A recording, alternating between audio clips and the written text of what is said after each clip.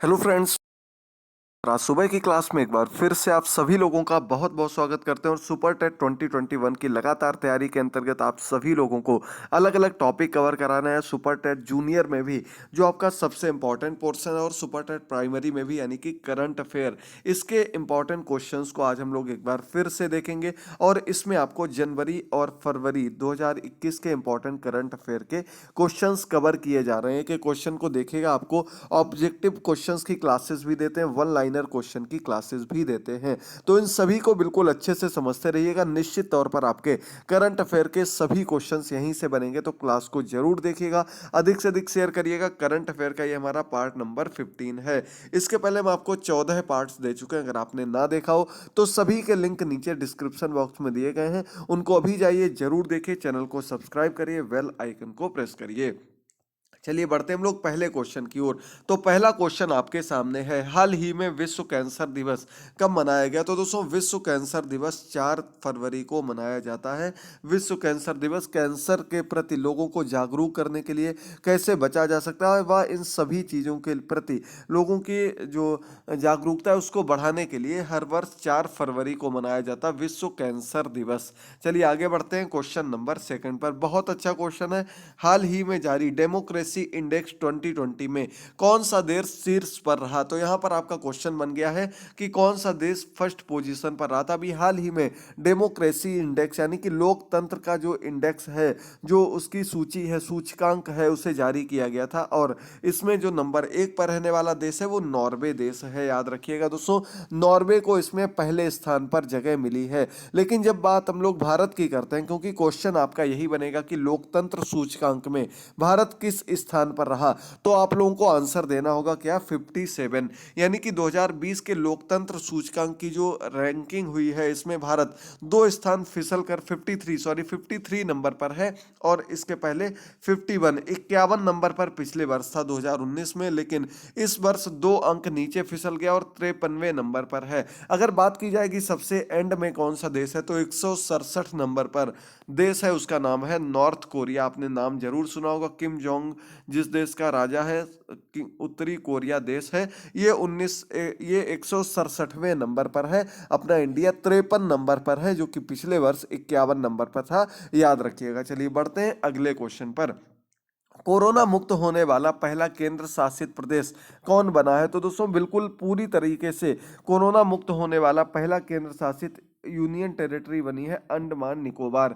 यहाँ पर एक भी कोविड-19 का केस पिछले 1 मंथ से नहीं देखा गया है, तो इसे पूरा कोरोना मुक्त घोषित कर दिया गया है। इसके साथ ही साथ कोविड वैक्सीन को लेकर भी आपको अपडेट्स देते रहते हैं। कोविड वैक्सीन लगभग 1.5 करोड़ लोगों के पार लोगों को लग चुकी है। क्वेश्चन नंबर 4, विश्व बैंक में किस देश को $500 मिलियन प्रदान करने की घोषणा की? अभी हाल ही में एक देश को $500 मिलियन की रकम विश्व बैंक के द्वारा दी गई है। विश्व बैंक एक वैश्विक स्तर की बैंक है, जो कि इस प्रकार की आर्थिक नीतियों को, आर्थिक सहायता प्रदान करने में देशों को मदद करती है। तो हाल ही में बांग्लादेश को $500 मिलियन की मदद प्रदान की गई है विश्व बैंक के द्वारा। और ये किस लिए दी गई? तो वहां पर सड़क के लिए, राजमार्ग सड़क निर्माण के लिए ये रकम दी गई है। याद रखिएगा, जो नेशनल हाईवे हैं, जो अन्य सड़कें हैं, अन्य सभी चीजें अपग्रेडेशन के लिए मुख्य रूप से $500 मिलियन की रकम बांग्लादेश को हाल ही में दी गई है। अगला क्वेश्चन आपके सामने है, 5 नंबर क्वेश्चन है, किस मंत्रालय ने आसियान इंडिया हैकाथन 2021 का शुभारंभ किया? तो दोस्तों, आपने सुना होगा एजुकेशन मंत्रालय, यानी कि आपका जो एजुकेशन मिनिस्ट्री है, शिक्षा मंत्रालय जो है, उसने आसियान, क्या होता है आसियान, हमारे आसपास के 10 देशों का समूह है, उसके अंतर्गत इंडिया में अपना एक हैकाथन शुरू किया है, जिससे कि कोडिंग व इन सभी क्षेत्रों में लोगों को, बच्चों को कैसे जागरूक किया जाए, कैसे आगे बढ़ाया जाए और कैसे उनको आगे बढ़ाते हुए प्रोत्साहित किया जाए, इसको लेकर इस हैकाथन का शुभारंभ अभी हाल ही में किया गया है। शिक्षा मंत्रालय के द्वारा इसका शुभारंभ किया गया है। याद रखिएगा, शिक्षा मंत्री का नाम रमेश पोखरियाल निशंक है। याद कर लीजिएगा, बहुत ही महत्वपूर्ण क्वेश्चन है। नई शिक्षा नीति आने के बाद इसका नाम शिक्षा मंत्रालय रखा गया। अब बात करते हैं 10 आसियान देश कौन कौन से हैं। तो आपके सामने नाम लिखे गए हैं, Malaysia, Indonesia, Singapore, Philippines, Brunei, Thailand, Myanmar, Cambodia, Laos और वियतनाम। ये छोटे छोटे देश हैं जो कि आसियान देश समूह के रूप में जाने जाते हैं। इन सभी 10 देशों से बच्चों को और स्टूडेंट्स को और साथ ही साथ अपने देश से स्टूडेंट्स को जागरूक करने के लिए और प्रोत्साहित करने के लिए इस हैकेथन को अभी हाल ही में शुरू किया गया था, जो कि 3 दिवसीय कार्यक्रम था। 1 फरवरी, 2 फरवरी, 3 फरवरी 2021 का ये प्रोग्राम था, 3 दिवसीय। इस हैकेथन को बढ़ावा दिया गया था। 6 नंबर क्वेश्चन, भारत का पहला अपंग क्लिनिक कहां पर खोला गया? बहुत अच्छा क्वेश्चन है। इसके पहले हमने इसे दूसरे नाम से बताया था। इसके पहले हमने आपको बताया था एम्प्यूटी क्लिनिक के नाम से। तो आपका आंसर था चंडीगढ़ में। चंडीगढ़ में कहां पर? चंडीगढ़ पीजीआई में। इंडिया का सबसे पहला अपंग क्लिनिक, यानी कि हमने आपको बताया था जिनके हाथ पैर, जो अपने हाथ पैर गवा देते हैं उनको जीवन जीने के लिए, नए रास्ते दिखाने के लिए, उनको आगे बढ़ाने के लिए इस प्रकार की ये सुविधा प्रदान की गई। अपंग क्लिनिक खोला गया जिसे एम्प्यूटी क्लिनिक का नाम दिया गया। पहला एम्प्यूटी क्लिनिक खोला गया। चलिए आगे बढ़ते हैं क्वेश्चन नंबर 7 पर। किस स्थान पर एशिया को सबसे बड़ा एयर शो शुरू हुआ? एशिया का सबसे बड़ा एयर शो शुरू हुआ। तो इसके बारे में भी हमने आपको अपनी लास्ट क्लास करंट अफेयर की जो दी थी उसमें आप लोगों को बताया था कि बेंगलोर में इस एयर शो को शुरू किया गया था। एयर शो यानी कि एरोप्लेन्स जहां अपने करतब दिखाते हैं, जहां फाइटर प्लेन अपने करतब दिखाते हैं, इस एयर शो को बेंगलोर में किया गया था और इसका शुभारंभ राजनाथ सिंह ने किया था। यह भी हमने आपको बताया था, जो कि रक्षा मंत्री हैं। याद करते रहिएगा, एक एक क्वेश्चन को समझते रहिएगा। बहुत ही महत्वपूर्ण क्वेश्चन है, बहुत अच्छे से समझिएगा। कोई भी डाउट हो तो कमेंट बॉक्स में कमेंट करके जरूर बताइएगा। क्वेश्चन नंबर 8 आपके सामने है। फोर्ड ने क्लाउड आधारित डेटा सर्विसेज को लॉन्च करने के लिए किसके साथ साझेदारी की है? तो दोस्तों, फोर्ड कंपनी का नाम आप लोगों ने सुना होगा। इसने अपने क्लाउड आधारित यानी कि डेटा को क्लाउड स्टोरेज में पहुंचाने के लिए एक सर्विस लॉन्च करने जा रहा है, जिसमें कि गूगल के साथ पार्टनरशिप की गई। गूगल एक बहुत बड़ी कंपनी जो कि सभी सुविधाएं प्रोवाइड करती है। मुख्य रूप से इसका सर्च इंजन भी है जिसका नाम भी गूगल है, जिसकी वजह से कि कोई भी चीज़ हो उसे गूगल, आपका गूगल साझेदारी की है। किसने? फोर्ड ने। चलिए आगे बढ़ते हैं अगले क्वेश्चन पर। 9 नंबर क्वेश्चन है, किसे अलर्ट विंग आइकन अवार्ड से सम्मानित किया गया? तो दोस्तों, अभी हाल ही में अलर्ट विंग आइकन अवार्ड से कई लोगों को सम्मानित किया गया था, जिसमें मुख्य नाम आता है सिंगर AR रहमान का। इन्हें अलर्ट विंग आइकन अवार्ड से कोविड-19 के कारण, कोविड-19 में लोगों को जागरूक करने के लिए व इन सभी के प्रति अपने आप को कोविड-19 में दूसरों को अच्छी मेहनत करने के लिए इस अवार्ड से सम्मानित किया गया। Alert wing icon award AR Rahman, याद रखिएगा।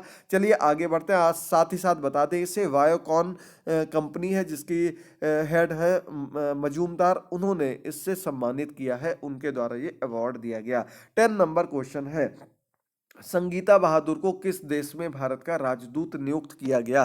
तो दोस्तों, संगीता बहादुर को हाल ही में माल्टा देश, आपने काफी लोगों ने हो सकता है इसका नाम भी ना सुना हो। माल्टा एक फल भी आता है, लेकिन इस देश की नाम हम लोग बात कर रहे हैं माल्टा, जो कि यूरोप के अंतर्गत, यूरोप का सबसे छोटे देशों में आता है और विश्व के 10 सबसे छोटे देशों में भी इसकी जगह है, लेकिन विकसित देश की श्रेणी में से रखा जाता है। वहाँ की हाल ही में राजदूत नियुक्त की गई हैं संगीता बहादुर, भारत की तरफ से माल्टा देश में, याद रखिएगा। अगला 11 नंबर क्वेश्चन आपके सामने है। MI इंडिया ने किसके साथ मिलकर के शिक्षा हर हाथ के लिए पहल शुरू की है? तो बच्चों को पढ़ाई के प्रति जागरूक और सभी तक एजुकेशन पॉलिसी पहुंचाने के लिए अलग अलग कंपनीज अपना प्रमोशन करती हैं, कंपनियां इसमें मदद करती हैं। उसमें ही आपने नाम सुना होगा MI कंपनी का, जो चाइनीज कंपनी है, लेकिन इसने अपनी पूरी ब्रांड इंडिया के हिसाब से MI इंडिया बनाई है। तो MI इंडिया ने हाल ही में सोनू सूद, जिनका नाम आप सभी लोग बहुत अच्छे से सुन चुके होंगे पूरे कोविड-19 दौर में, तो उनके साथ मिलकर के शिक्षा हर हाथ इस योजना को, इस कैंपेन को बढ़ावा दिया है। अगला आपका 12 नंबर क्वेश्चन है, जलियांवाला बाग शताब्दी स्मारक पार्क की आधारशिला कहाँ रखी गई? तो दोस्तों, जलियांवाला बाग हुआ था आपका पंजाब में, अमृतसर में, वहीं पर इसकी आधारशिला रखी गई अमृतसर में। जलियांवाला बाग शताब्दी पार्क की आधारशिला अमृतसर में रखी गई, याद करते चलिएगा। साथ ही साथ दोस्तों पिछले पार्ट्स को जरूर ध्यान से देखिएगा। अन्य सब्जेक्ट की तैयारी के लिए आप हमारी सुपर टेट 2021 की पूरी प्लेलिस्ट को देख सकते हैं, वहां आपको कंप्लीट तैयारी देखने को मिल जाएगी सुपर टेट की। अगला क्वेश्चन आपके सामने है 13 नंबर क्वेश्चन। अमेरिका रूस के साथ परमाणु हथियार एवं रोकथाम से संबंधित न्यू स्टार्ट समझौते को कितने साल बढ़ाना चाहता है? अमेरिका और रूस में एक समझौता हुआ था जिसमें परमाणु हथियार को एवं उसको रोकने के लिए समझौता किया गया था, लेकिन यह समझौता अब खत्म होने की सीढ़ी पर पहुंच चुका है। लेकिन अमेरिका एक बार फिर से इसे एक्सटेंड करना चाहता है 5 वर्षों के लिए। इस समझौते को, न्यू स्टार्ट समझौते को आगे बढ़ाना चाहता है। अब देखना होगा रूस की इसमें क्या प्रतिक्रिया होती है, क्या रूस भी इस समझौते को आगे बढ़ाने के पक्ष में है या फिर नहीं है। अगला क्वेश्चन आपके सामने है 14 नंबर क्वेश्चन। किस राज्य ने कृषि पंप बिजली कनेक्शन नीति शुरू की? तो दोस्तों कृषि पंप बिजली कनेक्शन नीति कृषि संबंधित क्षेत्रों में सिंचाई के लिए एक सुविधा प्रोवाइड करने, साथ ही साथ कनेक्शन कराने के लिए, किसानों को जागरूक करने के लिए महाराष्ट्र सरकार के द्वारा एक नई योजना शुरू की गई, कृषि पंप बिजली कनेक्शन नीति इसका नाम रखा गया है। याद कर लीजिएगा, महाराष्ट्र के किसानों के लिए यह नई सुविधा प्रदान की गई है। अगला 15 नंबर क्वेश्चन है, किसने एनक्लेट की चेन्नई पीठ का वर्चुअली उद्घाटन किया? तो दोस्तों एनक्लेट एक आपका लॉ से संबंधित, ट्रिब्यूनल लॉ से संबंधित संस्था है, एनक्लेट इसका नाम है, और इसकी कई शाखाएं दिल्ली में है, इसके अलावा इलाहाबाद में व अन्य क्षेत्रों में स्थित है। लेकिन चेन्नई की इस शाखा का वर्चुअली उद्घाटन हाल ही में हमारी मंत्री हैं निर्मला सीतारमण ने किया है। याद रखिएगा, बहुत ही महत्वपूर्ण क्वेश्चन है। हमारी वित्त मंत्री निर्मला सीतारमण हैं, इन्होंने हाल ही में एनक्लेट की चेन्नई पीठ का शुभारंभ किया है, उद्घाटन किया है। अगला आपके सामने 16 नंबर क्वेश्चन है, किस राज्य में बालिकाओं के लिए पंख अभियान शुरू किया गया? तो दोस्तों बालिकाओं को सशक्त बनाने के लिए, उनको विकसित करने के लिए, साथ ही साथ उनको जागरूक बनाने के लिए एक अभियान शुरू किया गया जिसका नाम है पंख। अब निश्चित तौर पर जब आप लोग पंख इस प्रकार से लिखा देख रहे हैं तो इसकी कोई ना कोई मायने जरूर होगा। इसका मीनिंग जो वो नीचे दिया है, और ये मध्य प्रदेश सरकार के द्वारा हाल ही में शुरू की गई एक योजना है जिसका नाम रखा गया पंख अभियान। अब चलिए बढ़ते हैं। पंख अभियान जो कि 1 वर्षीय पूरा कार्यक्रम है, इसका पूर्ण रूप क्या है, नाम क्या है? तो पंख में पी से आपका प्रोटेक्शन है यानी कि सुरक्षा है, ए से अवेयरनेस ऑफ देयर राइट्स यानी कि अपने अधिकारों के प्रति कैसे जागरूक रहें, इसके बारे में जागरूकता फैलाना, ये ए से संबंधित है। पी हो गया, ए हो गया। अब पहुंचते हैं एन की ओर। तो एन से न्यूट्रिशन यानी कि पोषण, बच्चों को, बालिकाओं को पोषण मिले, पोषित रहे, इसके बारे में। इसके अलावा एन के बाद फिर पहुंचते हैं हम लोग के पर। के से नॉलेज यानी कि ज्ञान, और एच से पहुंचते हैं तो हेल्थ यानी कि स्वास्थ्य है। यानी कि बालिकाओं के सर्वांगीण विकास के लिए एक योजना चलाई जा रही थी और उसी योजना का नाम रख दिया गया पंख। और ये एक पूरा 1 वर्षीय कार्यक्रम है। ये पूरा कार्यक्रम मध्य प्रदेश सरकार के द्वारा हाल ही में शुरू किया गया है। आगे बढ़ते हैं अगले 17 नंबर क्वेश्चन पर। बहुत ही महत्वपूर्ण क्वेश्चन है।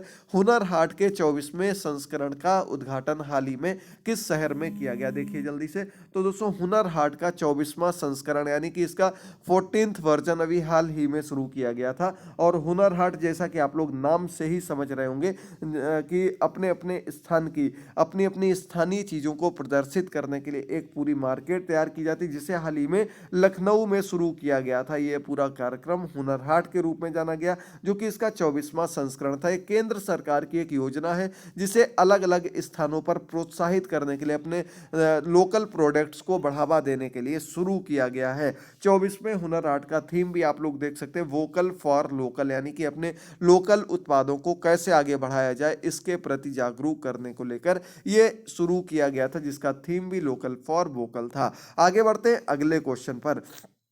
18 नंबर क्वेश्चन है, आकाश एनजी नई पीढ़ी मिसाइल का सफलतापूर्वक परीक्षण कहाँ किया गया? तो दोस्तों आकाश एनजी, एनजी का मतलब यहाँ पर नई पीढ़ी, इस मिसाइल का भी हाल ही में सक्सेसफुली परीक्षण कर लिया गया उड़ीसा में। कहाँ पर किया गया है? उड़ीसा से किया गया है। याद रखिएगा 18 क्वेश्चंस कंप्लीट होते हैं। उम्मीद करते हैं आपको प्रत्येक चीज समझ आ रही होगी। तो दोस्तों एक बार लाइक कर दीजिएगा, और जैसे आप सभी के कमेंट्स मिलते रहते हैं, आगे भी आप लोग इसी प्रकार से कमेंट्स करके जरूर बताते रहिए रहिएगा।